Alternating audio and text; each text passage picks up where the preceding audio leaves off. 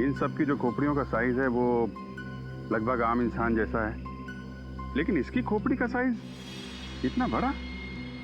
ये एक आम इंसान की तरह नहीं लग रहा है। डॉक्टर तारिका, इनकी मौत कैसे हुई होगी? श्रेया,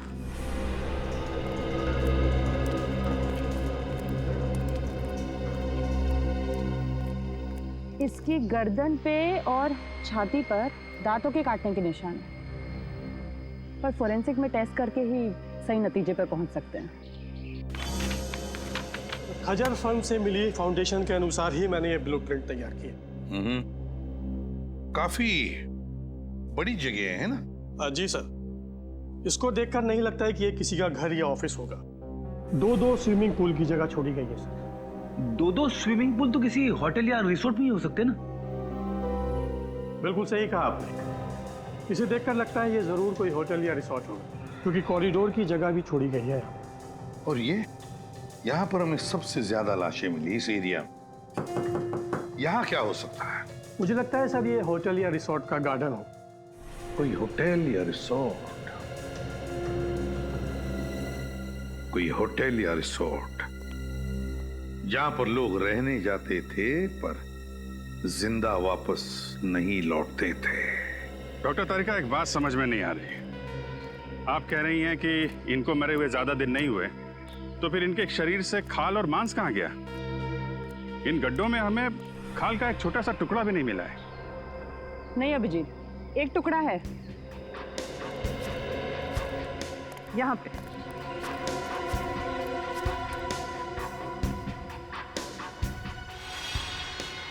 ये देखो, मांस का टुकड़ा है। जी हाँ सर, मैं पहचानता हूँ इन्हें। ये दलजीत है और ये मयंक, दोनों नेशनल लेवल के रनर्स थे। दोनों नेशनल लेवल के रनर्स। पर हुआ क्या? गायब कैसे हो गए ये? सर 10 साल पहले अप्रैल 2003 में मुंबई में एक इंटरसिटी टूर्नामेंट हुआ था। ये दोनों उसी में भाग लेने आए थे। टूर्नामेंट खत्म होने के बाद हम लोग तो उज्जैन वापस चले गए, लेकिन ये दोनों माथेरान घूमने जाना चाहते थे। फिर? सर इन लोगों ने रिक्वेस्ट की थी कि ये 2-3 दिन में वापस आ जाएंगे, लेकिन इनकी कोई खबर नहीं आई। इस लड़की को तो आप जानते ही हैं ना? हाँ सर, ये रिया है। ये पंचगनी गई थी हाइब्रिड प्लांट के रिसर्च के लिए। मुंबई रुकने का इसका कोई प्लान नहीं था, पर शायद उस रात काफी हाईवे पर जाम था, इसलिए मजबूरी में यहाँ इसे रुकना पड़ा। खज्जर फार्म में? जी। पूर्वी ये तीनों के तीनों, ये दो लड़के और ये लड़की मुंबई शहर के नहीं थे, बाहर के थे, बाहर के। और सर ये तीनों खज्जर फार्म में रुके थे। वही तो, तीनों खज्जर फार्म में रुके। इस मांस का रंग बिल्कुल सफेद हो गया है। डॉक्टर तारिका, ऐसा सफेद तो केमिकल की वजह से होता है ना? हाँ, खूनी ने इन चारों की खाल निकालने के लिए जरूर कोई सॉल्यूशन या फिर केमिकल का इस्तेमाल किया है। सर हमें यहाँ आसपास से किसी भी केमिकल के ट्रेसेस या लैब वगैरह कुछ नहीं मिला है।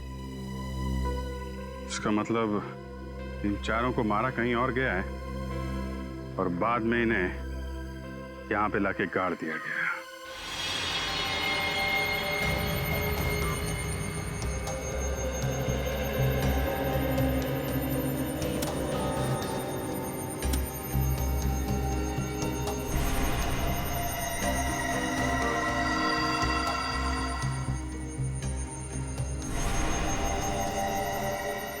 अब तक तो आप लोग इंसानों की लाश, इंसानों के कंकाल लाया करते थे, लेकिन इस बार आपने सारी हदें पार कर दी। क्यों नॉट सर? ये कंकाल भी तो इंसानों के ही हैं। हाँ हैं, वो तीनों कंकाल इंसानों के हैं, लेकिन ये चौथा कंकाल जानते हो किसका है? किसका है sir? Pavilion man. Pavilion man? क्या मतलब? देखो, इंसान को इंसान बनने के लिए कई स्टेजेस से गुजरना पड़ा है, ये तो सबको मालूम है। ये पेलियन मैन इंसान बनने से पहले वाली स्टेज है। अरे बाप रे, ये तो बड़ा ही खतरनाक है। हाँ फ्रेडी, ये बहुत खतरनाक भी है और बहुत ही ज्यादा शक्तिशाली भी है। इन तीनों लड़कों को उस पेलियन मैन ने मार के खाया है, मार कर खाया है अपनी भूख मिटाने के लिए। तो ये जीव नरभक्षी होते हैं, मैन ईटर्स। हाँ पूर्वी, तभी तो इनके दांत हमारी तरह नहीं होते, बिल्कुल बड़े और नुकीले होते हैं। दिखाती हूँ।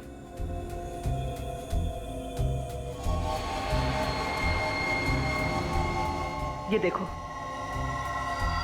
और इस तरह से घुसते हैं।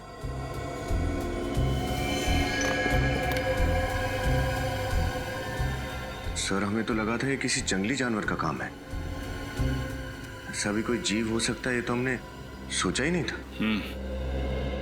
लेकिन विनीत, अगर इन 3 लड़कों को इस जीव ने मारा है, तो फिर इस जीव को किसने मारा?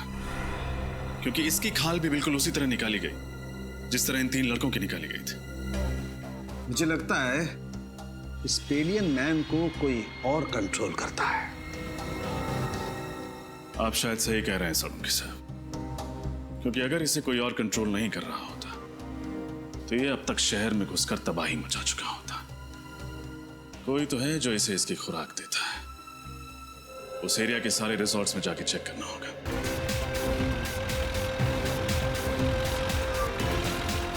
सर, ये रिसोर्ट और कितनी दूर है? बस थोड़ी देर में आ जाएगा, वो देखो।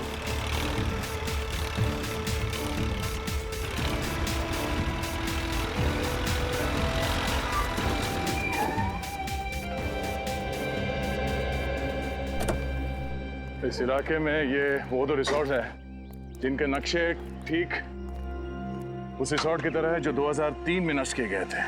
अब सर, उन तीनों लड़कों का और उस आदि मानव का कंकाल भी तो हमें आसपास के एरिया में से मिला था ना। फिर रिसोर्ट में जाने से खतरा हुआ तो? बड़ी खतरा है, इसीलिए तो जाना है। ये देखो, दोनों रिसोर्ट्स में खुफिया रास्ते हैं। एक रास्ता ये तहखाने की तरफ जाता है और ये दूसरा रास्ता रिसोर्ट से बाहर निकलता है। ये जो कोई भी जीव है जिसने इतना आतंक मचा रखा है, उसे इस रिसोर्ट के किसी खुफिया कोने में पाल पोस के बड़ा किया गया होगा। हाँ सर, कोई तो है जो अपने फायदे के लिए इस जीव का गलत इस्तेमाल कर रहा है और खून की नदियां बहा रहा है। एग्जैक्टली। वो जो कोई भी है, आज की रात उसकी जिंदगी की आखिरी रात होगी। काम करते हैं, मैं और सचिन ये सामने वाले रिसोर्ट में जाते हैं। फिर तुम और निखिल यहाँ इस रिसोर्ट में जाओ। सर, मैं आपके साथ आता हूँ। नहीं, निखिल की रक्षा के लिए तुम्हें इसके साथ जाना पड़ेगा। चलें सर? चलो, डरना नहीं, मैं हूं ना।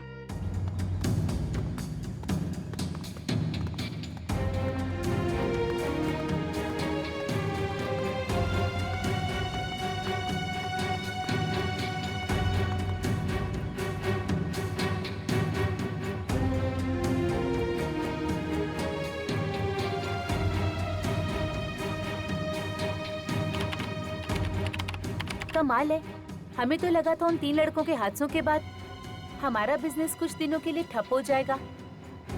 वैसे आप लोगों को डर नहीं लग रहा ट्रैकिंग करने में? आप किस हादसे की बात कर रही है? हमने तो ऐसा कुछ सुना नहीं था।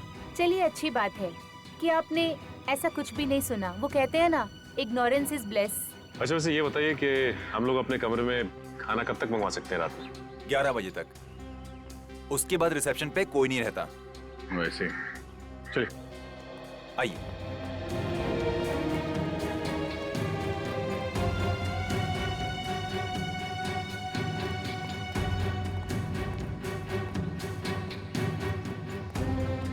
सर, मुझे इनके तौर तरीके यहाँ कुछ ठीक नहीं लग रहे हैं। तू फिक्र मत कर निखिल, दया सर ने भेजा है मुझे तेरी रक्षा करने के लिए। मैं तेरी मूंछ का एक बाल भी बाका नहीं होने दूंगा। लेकिन सर, मेरी तो मूंछ ही नहीं है। तू उगानी चाहिए थी ना। अब ये भी मुझे समझाना पड़ेगा तुझे। अरे 11:30, चलो।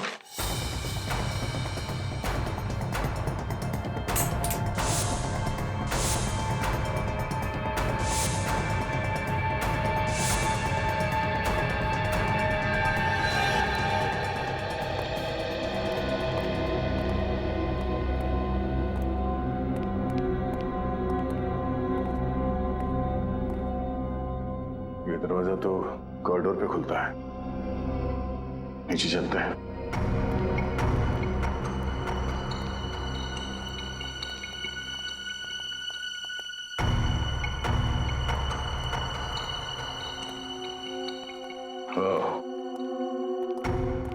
लगता है ये खुफिया रास्ता है। हाँ सर, तहखाने में तो कुछ मिला नहीं था।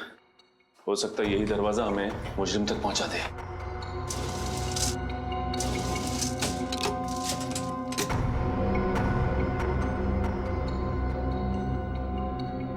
ये तो दरवाजे पे बुरी तरह से जंग लगी हुई है। ऐसा लगता है दरवाजा काफी साल से खुला ही नहीं है, किसी ने हाथ तक नहीं लगाया इसे। ये दरवाजा। आप लोग यहाँ क्या कर रहे हैं? हाँ वो पानी चाहिए था तो ढूंढते ढूंढते यहाँ आ गए। यहाँ पे? यहाँ पे नहीं, हम लोग रिसेप्शन की तरफ जा रहे थे, लेकिन रास्ता भूल गए। वैसे ये रास्ता कहाँ जाता है? कहीं नहीं, ये दरवाजा हमेशा बंद रहता है। इस रिसोर्ट में और भी कई दरवाजे हैं जो हमेशा बंद रहते हैं। ये रिसोर्ट तो भूल भुलैया है। आप लोग अपने कमरे में चलिए, मैं पानी लेके आता हूँ। सर अगर इस रिसोर्ट में कुछ नहीं है तो फिर जरूर अगले रिसोर्ट में कुछ होगा। इस फ्रेडी को फोन करके देखते हैं।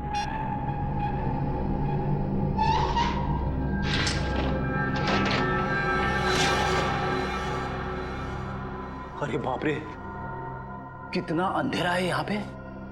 ना तो कोई बल्ब है और ना ही ट्यूबलाइट। लगता है फ्रेडी का मोबाइल नेटवर्क एरिया में नहीं है, लग नहीं रहा। सर एक मिनट, मैं निखिल का ट्राई करता हूँ।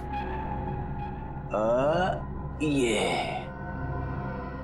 यहाँ पे दरवाजा है। नहीं लग रहा सर। एक काम करते हैं, वहीं चल के देखते हैं।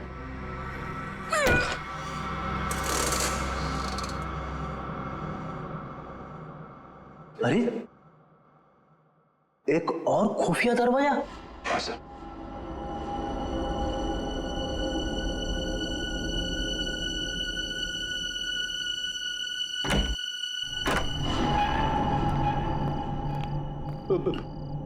मैंने सुना है अक्सर ऐसी बंद अंधेरी जगह पे आत्माएं होती है।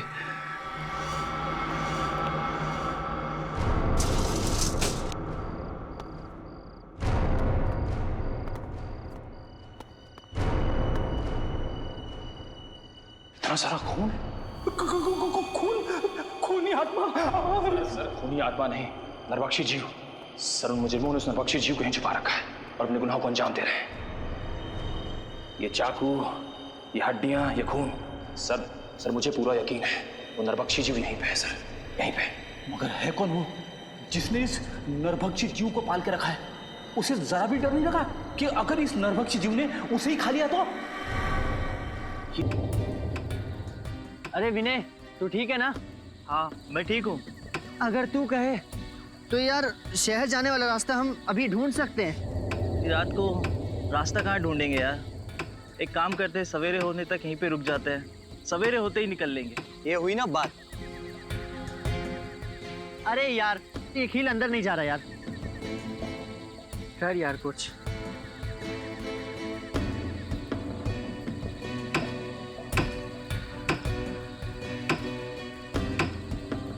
मुझे लगता है नीचे पत्थर दबा हुआ है, पहले उससे निकाल लेते।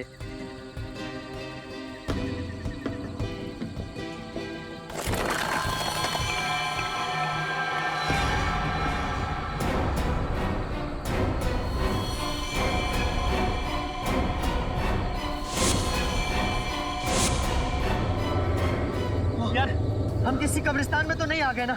बस यार अब मैं एक पल भी यहाँ नहीं रुक सकता। चलो अपना अपना सामान बांधते, आओ।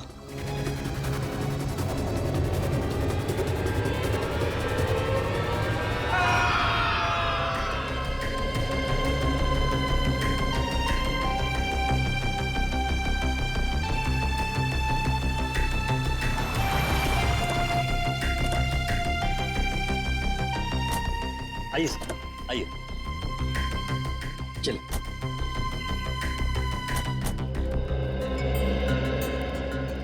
वाओ, आज मेरी जिंदगी का सबसे बड़ा दिन है। इतने लंबे स्ट्रगल के बाद आज मैं गर्व से कह सकता हूं कि ये सारी की सारी जमीन मेरी है। मुबारक हो समर सर, बहुत बहुत मुबारक हो आपको। Thank you very much. कहिए, कैसी लगी आप लोगों को ये जमीन?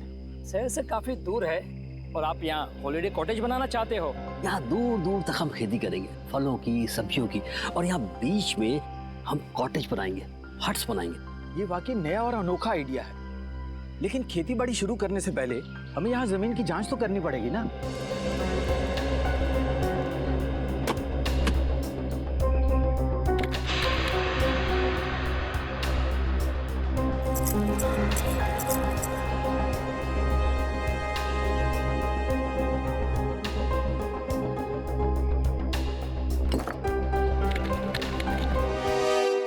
तो जसवीर, तुमने अपने 3 दोस्तों को कल शाम को यहाँ पे छोड़ा था और उसके बाद से उनका पता नहीं चल रहा है। हाँ सर, उन्होंने कहा था कि सुबह 6 बजे तक वो आ जाएंगे सर। मुझे काफ़ी फिक्र हो रही है सर। वो लोग जब बहुत ज़्यादा लेट हो गए तो मैंने प्रिंसिपल साहब को इन्फॉर्म किया सर। सर, मैंने सुना है ये बहुत ही खतरनाक इलाका है। यहाँ लोग अक्सर गुम हो जाते हैं और लूटपाट भी बहुत होती है। सर, मैडम बिल्कुल सही कह रही है, इसलिए मैं ये 2 गाइड्स मार्को और दीपिका को आपके साथ भेज रहा हूँ ताकि वो उन्हें ढूंढने में ये आपकी मदद करें। मार्को और दीपिका, आप लोग तो इस इलाके से अच्छी तरीके से परिचित होंगे ना? जी हाँ, हम दोनों इस इलाके को बहुत अच्छी तरह से जानते हैं। That's great. चलिए फिर देखते हैं।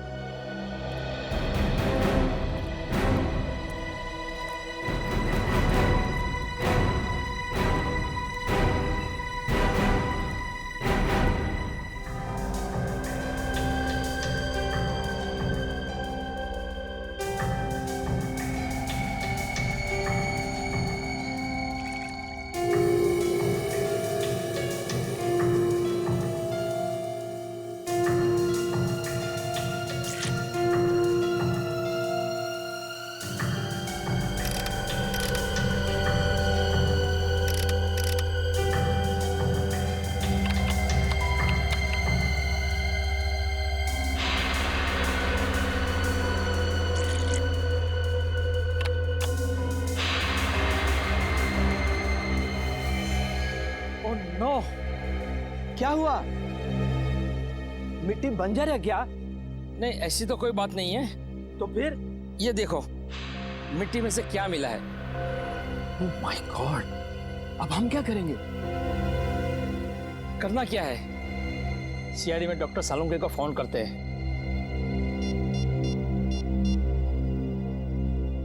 Hello, doctor Salunke?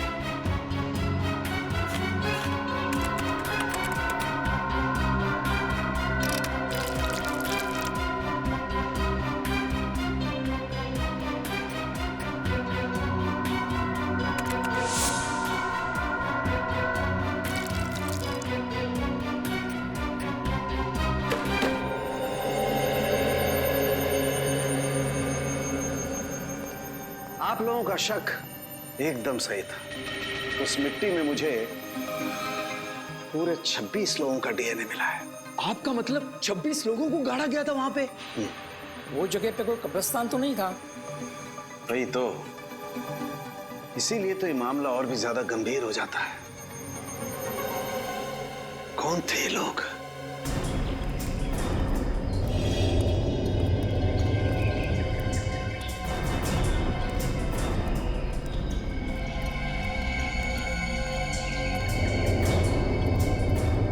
इधर बाईं तरफ और दाईं तरफ क्या है? बाईं तरफ खाई है और दाईं तरफ एक जमीन का टुकड़ा है। अगर किसी को हैकिंग करनी होती है तो वो सीधा इसी रास्ते से ऊपर जाता है। इधर? Yes sir. सर, कहीं वो लोग इस खाई में तो नहीं गिर गए होंगे? पहले चलो देखते तो हैं, आ जाओ।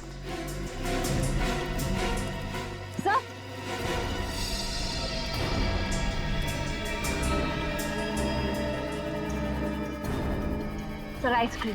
हाँ सर, वो लोग आइस बॉक्स में आइसक्रीम और जूस भी लेकर आए थे सर। मतलब यहीं कहीं खाना वाना खाया है लोगों ने।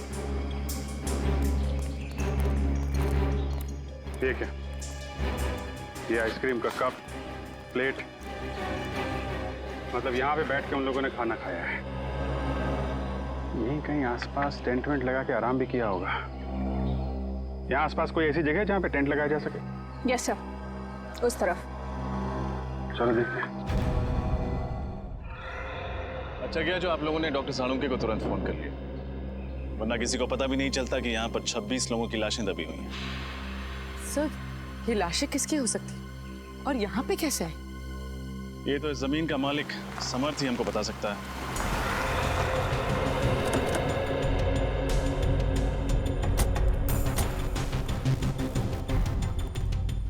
हेलो ऑफिसर, क्या हुआ? अरे अगर कोई तकलीफ थी तो हमें बता देते, सीआईडी वालों को बुलाने की क्या जरूरत थी? जब लाशों के भंडार मिलते हैं तो एक अच्छे नागरिक का फर्ज होता है कि वो सीआईडी को तकलीफ दे। लाशों के भंडार कहाँ? आपकी जमीन के अंदर हमें 26 लाशें मिली। 26 लाशें? ऐसे कैसे हो सकता है? आपको जरूर कोई गलतफहमी हो गई है। कोई गलतफहमी नहीं हुई। हमें इंसानों की हड्डियां, बाल, दांत मिले हैं। अभी ना जाने क्या क्या मिलना बाकी है आपके जमीन के अंदर से।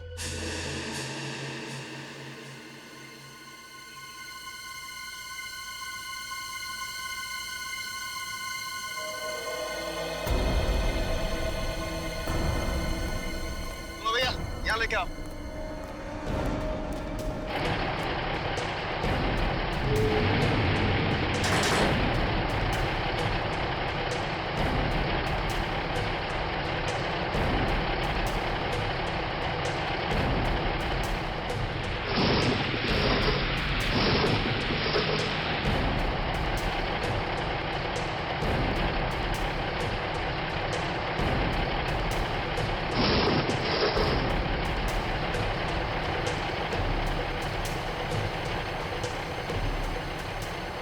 मुझे तो यकीन नहीं आ रहा है कि इस जमीन के अंदर 26 लोगों की लाश है। अगर कोई मुजरिम एक भी लाश को गाड़ता है तो वो पकड़ा जाता है, और यहाँ किसी ने 26 लाशें गाड़ी है। कोई भी जुर्म छुपता नहीं है डॉक्टर तारिका। इस अपराध से भी पर्दाफाश हो ही गया। उन मजदूरों को लेके जाओ, उनको बोलो उस तरफ खुदाई शुरू करें। आप लोग उस तरफ चलिए।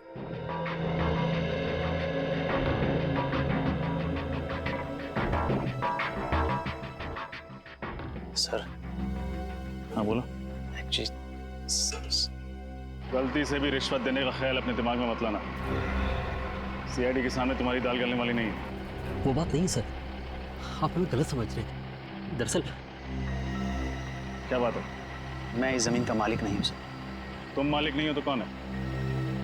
पता नहीं सर। पता नहीं मतलब? मैं आपको बताता हूँ सर। दरअसल हम सुनसान और अनजान जमीन पर कब्जा कर लेते हैं, उसके बाद उस जमीन को दूसरों को बेच देते हैं, या फिर वहाँ पर मकान या दुकान बना देते हैं। What?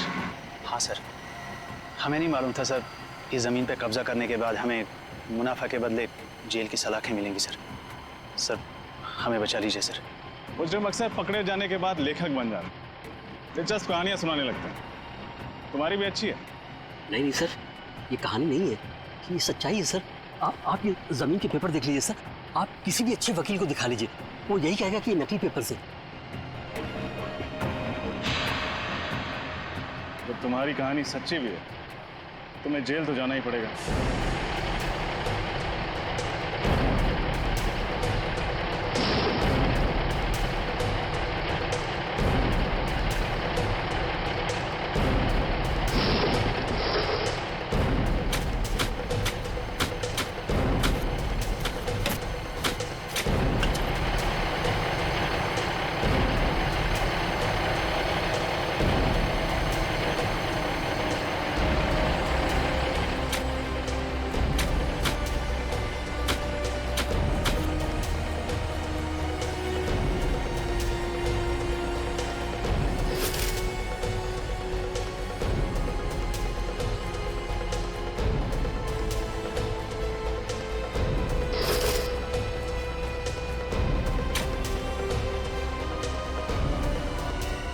मैडम, ये देखिए मैडम, कंकाल।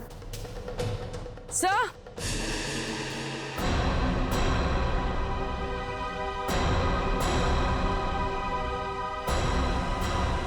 उधर कुछ है? सर,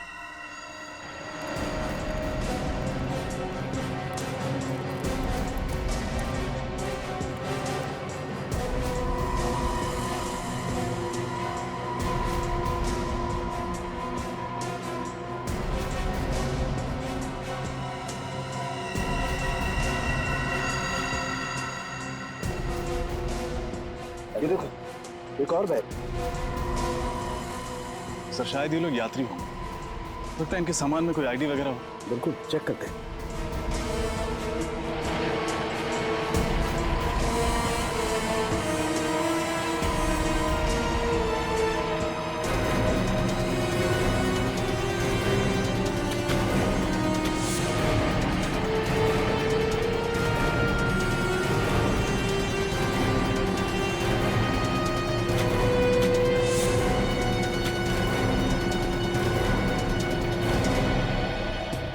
बैग में तो कुछ भी नहीं है, कोई आईडी वगैरह। सर, ये देखिए।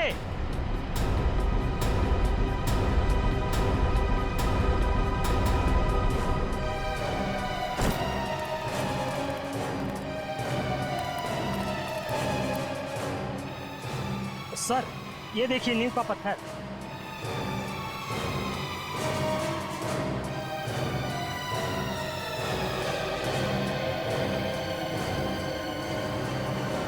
कहीं ऐसा तो नहीं कि यहाँ पर कभी कोई बिल्डिंग हुआ करती थी जिसे गिरा कर इस जगह पर कब्रिस्तान बना दिया गया? हो सकता है।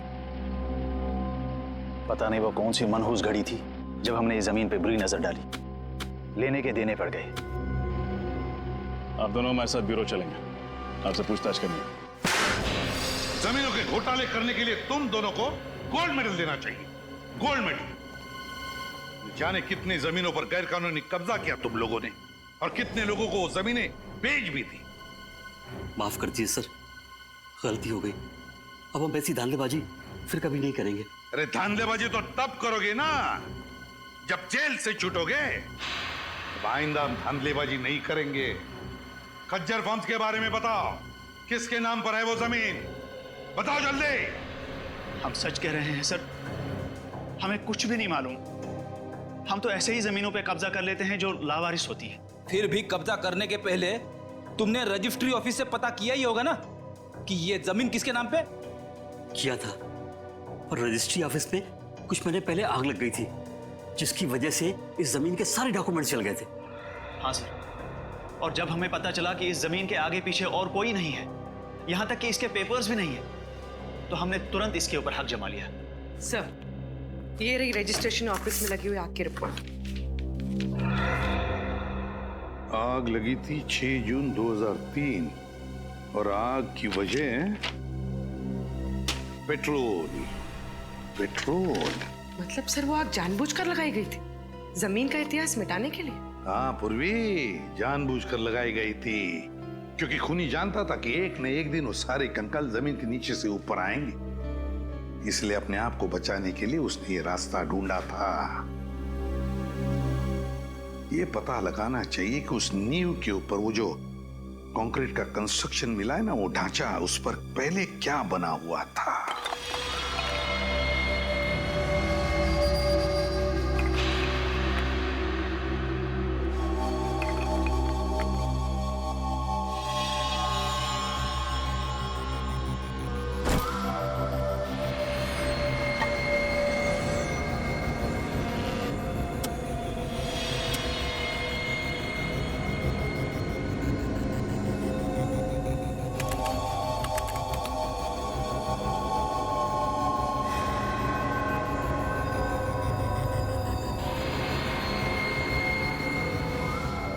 माय गॉड, क्या हुआ सर?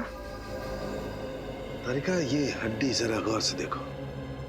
ऐसा लगता है जैसे इस हड्डी को किसी ने आरी से या 100 चेन से काटने की कोशिश की है। सर, मुझे तो ये खूनी बहुत बड़ा सरफिरा लगता है। कुछ लोगों के स्कल पे तो मुझे दांतों के निशान दिखे। ये देखिए, जैसे कि वो उनका सर ही चबाना चाहता हो। My God. सर कहीं ये किसी जंगली जानवर का काम तो नहीं है? नहीं रोहन, ये किसी जंगली जानवर का काम नहीं हो सकता है, क्योंकि जानवर किसी को खाने के बाद उसे जमीन में गाड़ने की मेहनत नहीं करता। ये काम किसी इंसान का ही है। सर अब बस ये पता चल जाए कि इन सब की मौत कब हुई थी, तब जाके हम उस खूनी तक पहुंच सकते हैं। चल जाएगा तारिका, ये भी पता चल जाएगा उस माइक्रोस्कोपिक रेडियोग्राफी के जरिए। Microscopic radiography? सॉरी सर, पर क्या है ये? कभी सुना नहीं इसके बारे में। रोहन, ये एक ऐसा प्रोसेस है जिसके जरिए हम ये पता लगा सकते हैं कि इंसान की मौत कब हुई है। और ये देखो, जिस इंसान की ये हड्डी है उसकी मौत 7 से 10 साल पहले हुई है, यानी 2003 से 2006 के बीच में इस इंसान की मौत हुई है।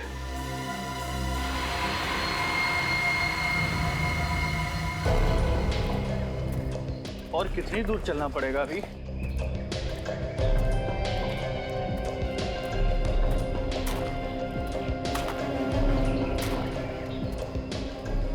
क्या बच रहा है? सर मैंने किसी के चलने की आवाज सुनी।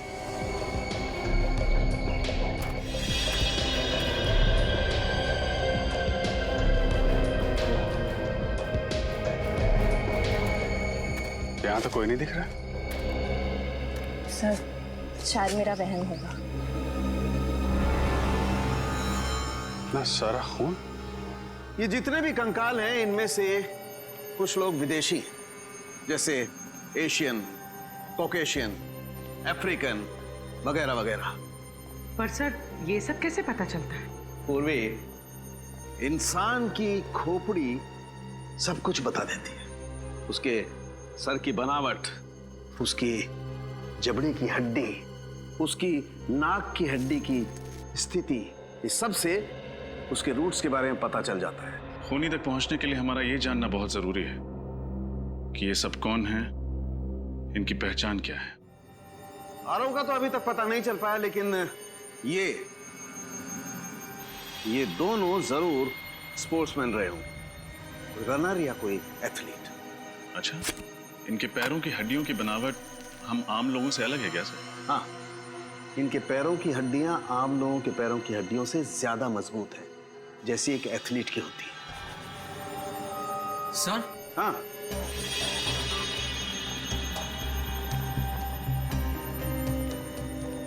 क्या हुआ? सर इस लड़की के सामान में से ये मुझे कुछ बीज मिले हैं।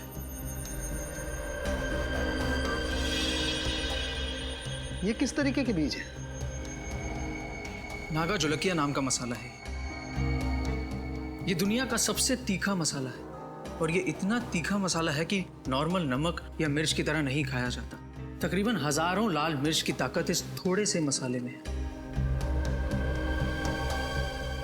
नागा जोलकिया, कोई ये मसाला इस तरीके से अपने सामान में लेकर क्यों घूमेगा? कहीं ये लड़की कोई रिसर्च वगैरह तो नहीं कर रही थी? इस खून का सैंपल ले लो श्रेया, बच्चों के माँ बाप के डीएनए के साथ मैच करके देख लेंगे।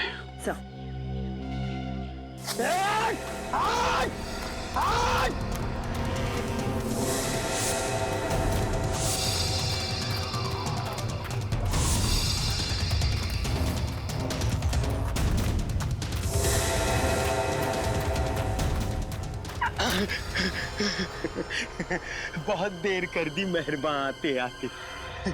चलो अब अच्छे बच्चों की तरह अपना सारा सामान मेरे हवाले कर दो। नहीं तो क्या करेगा? हाँ? तो तुम्हारे छोटे छोटे टुकड़े करके कौन सी खाई में फेंकेंगे पता भी नहीं चलेगा किसी को। नहीं नहीं प्लीज आप ऐसा मत करिए। ये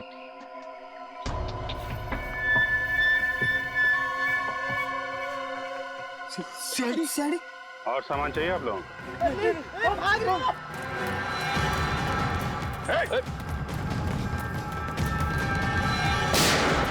भागोगे तो गोली लग जाएगी, भागो मत। कहाँ भाग रहे थे? हमें माफ कर दो साहब। हम दोनों तो छोटे मोटे लुटेरे हैं साहब। मासूम लोगों को लूटते हो, बाद में उनको मार के फेंक देते हो। नहीं साहब, हम लुटेरे हैं, खूनी नहीं है साहब। हम लोगों ने किसी को नहीं मारा साहब। अच्छा, फिर ये 3 लड़के कहाँ हैं? क्या किया तुम लोगों ने इनके साथ? कुछ भी नहीं किया, उल्टा उन लोगों ने हम लोगों को मारा। तो उस पेड़ पे वो खून तुम्हारा है? वो खून तो इस वाले लड़के का साहब। मारपीट के दौरान थोड़ी सी चोट लगी थी साहब। किस तरफ गए वो लड़के? जेल की तरफ। जेल की तरफ। चलो दिखाओ। मैं होल्ड करता हूँ। हाँ, जल्दी बोलो।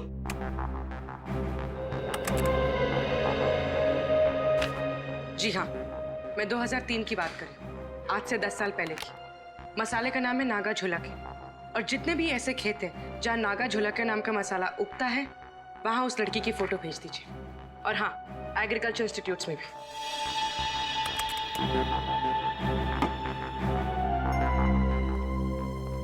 सर, हमें जिन लोगों के कंकाल मिले हैं उनके गायब होने की रिपोर्ट अभी तक नहीं मिली है, और इनमें से कुछ लोग विदेशी भी हैं। पता नहीं उनके घर वालों ने उनके गायब होने की रिपोर्ट कहाँ पे लिखवाई है। हो सकता है ना फ्रेडी कि उनके घर वालों को पता ही नहीं था कि जब ये हादसा हुआ तब ये लोग इंडिया में ही थे। लेकिन एक खज्जर फार्म से ही पता चलेगा कि ये सारा चक्कर क्या है। सर, एक बात बड़ी अजीब है, खज्जर फार्म के आसपास दूर दूर तक कोई भी जंगली जानवर नहीं है, तो लोगों को मार कौन सकता है उनके मांस के लिए? सर, कहीं कोई आत्मा नरबक्षी तो नहीं है? वो चाहे कोई भी हो, फिर चाहे फ्रेडी, वो तुम्हारी आत्मा ही क्यों ना हो, अब नहीं बचेगा ये हमारे हाथों से।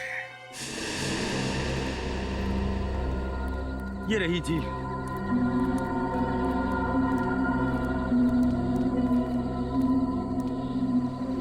निखिल, श्रेया, झील के आसपास का एरिया अच्छी तरीके से चेक करो, देखो कुछ मिलता है क्या। साहब, हम लोग जा सकते हैं? तुम लोग जाओगे, लेकिन सीधे जेल जाओगे। हाँ। खड़े रहो।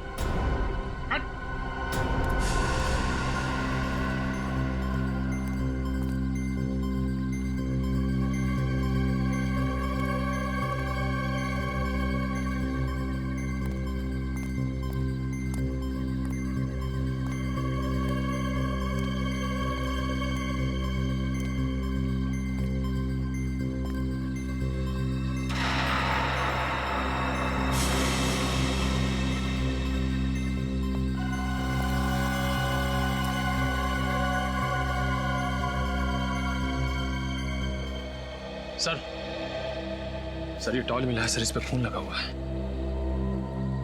जरूर ये किसी घायल लड़के का ही होगा। काफी गहरी चोट लगी है उसे। इतनी जख्मी हालत में रात कहीं ना कहीं टेंट में गुजारी होगी। वो क्या बता रही थी आप, वो टेंट वाली जगह कितनी दूर है यहाँ से?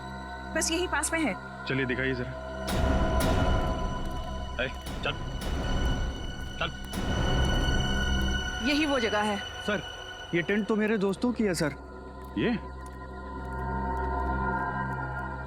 एक मिनट, ये रुकिए आप लोग।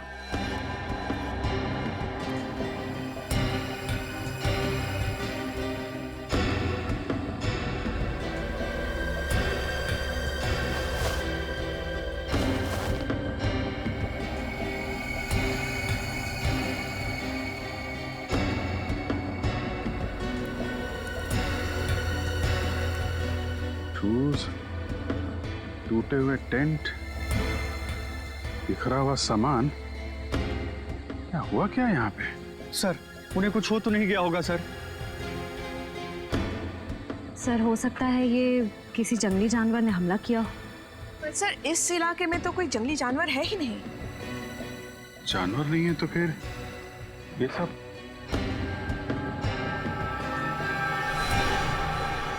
ये क्या?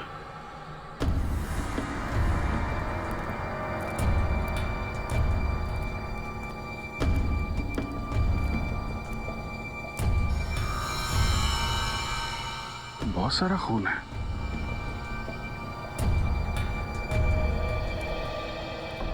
अगर इसमें तुम लोगों का जरा भी हाथ हुआ ना तो तुम लोगों का वो अंजाम होगा कि तुम लोग सोच भी नहीं सकते। श्रेया, सबको जेल में डाल दो, ले जाओ। चलो चल।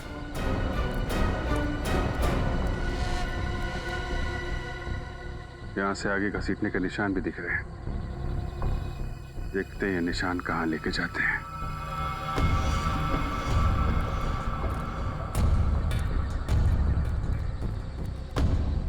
ये क्या चक्कर है?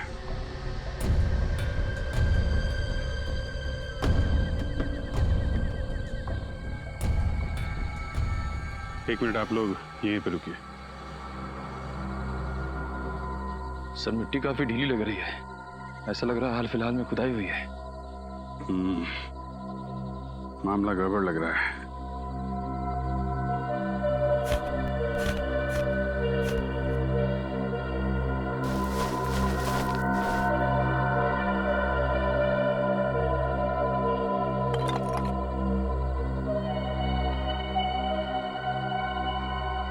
कंकाल?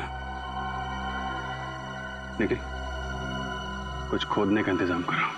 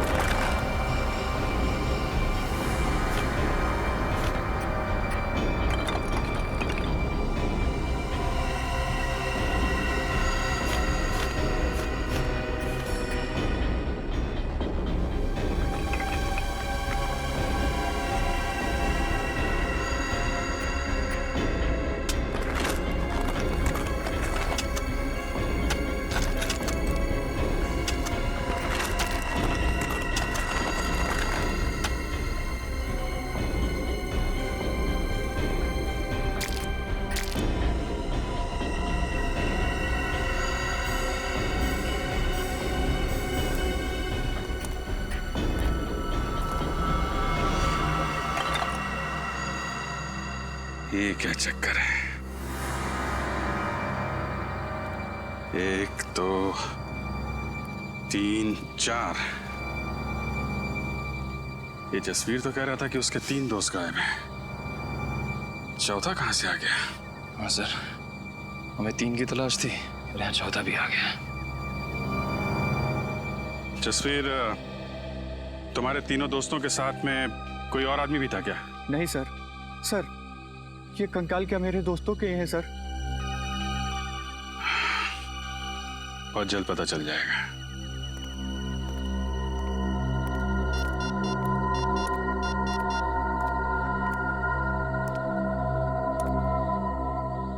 हाँ तारिका जी, आपको जंगल में आना पड़ेगा।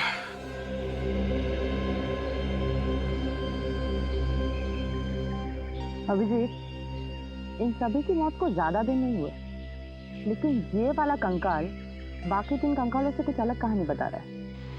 ये बात तो है डॉक्टर तारिका, ये कंकाल इन तीनों कंकाल से अलग तो है। रिसोर्ट के नक्शे के हिसाब से रिसोर्ट से बाहर जाने का ये खुफिया रास्ता है। सर, दरवाजा तो खुला हुआ है। हाँ,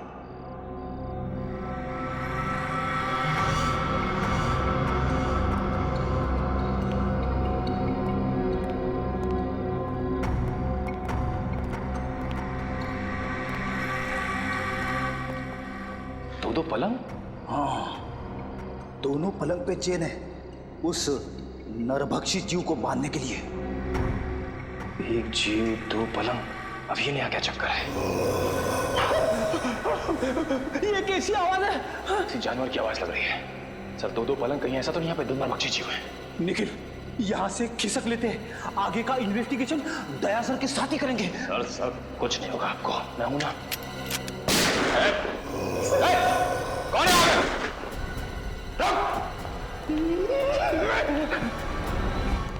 ये गेट खुला है सर, फिर तो फ्रेडी और निखिल इतनी क्या होंगे। हाँ निखिल सही देखिए, हड्डी और ये खून। ओह नो,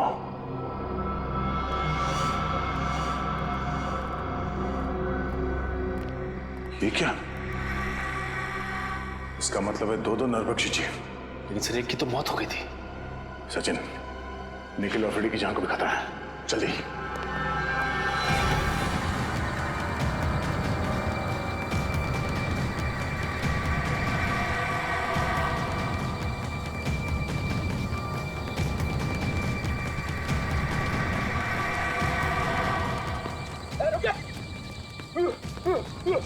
भागना मत, वरना गोली चला दूंगा।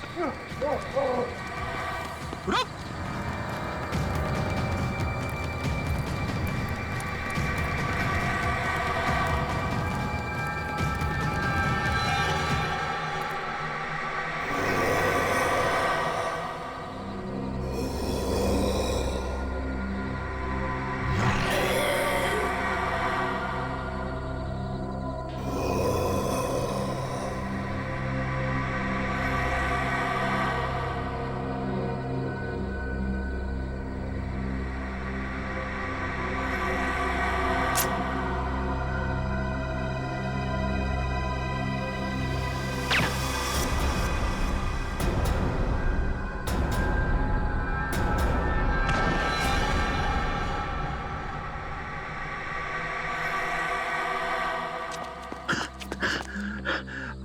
अरे वाह सर, आपने इसे मार दिया।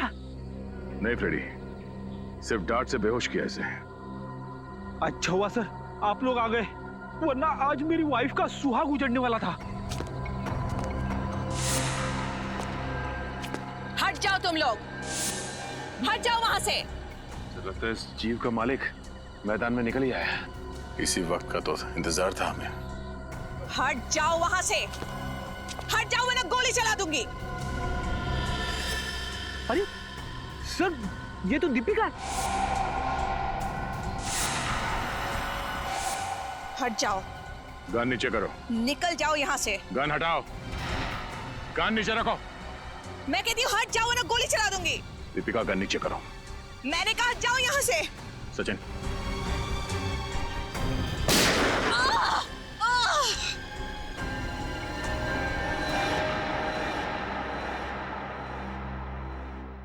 मेरे पिताजी एक एंथ्रोपोलॉजिस्ट थे, मानव वैज्ञानी।